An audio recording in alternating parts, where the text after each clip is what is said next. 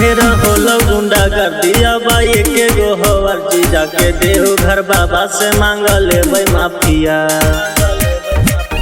जितना कैलियो मर्डर अब लगा डर भोले बाबा हमर करती नहीं साफिया।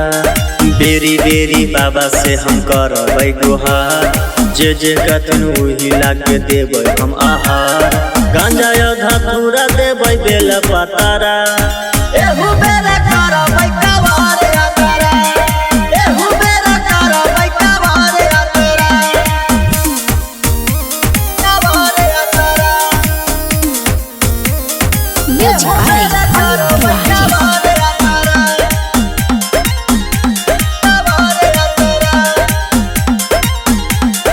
सुल्तानगंज से हम जलावा उठैबै चली जैबै पैदल देवा घर आगे चली जैबै पैदल देवा घर आगे।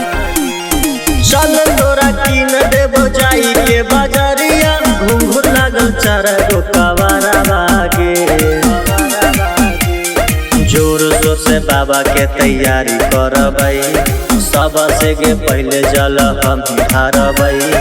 कोई चीज के होता नहीं अब खतरा एहू बेरा करबै कवार यात्रा एहू बेरा करबै कवार यात्रा कवार यात्रा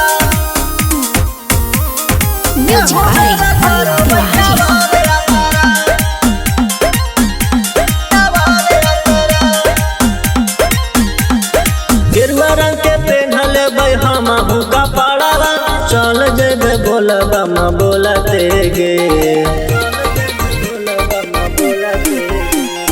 बाबा के हम नाम लेके मारा लेबै गांजावा चल जेबे रहिया में डोलते गे।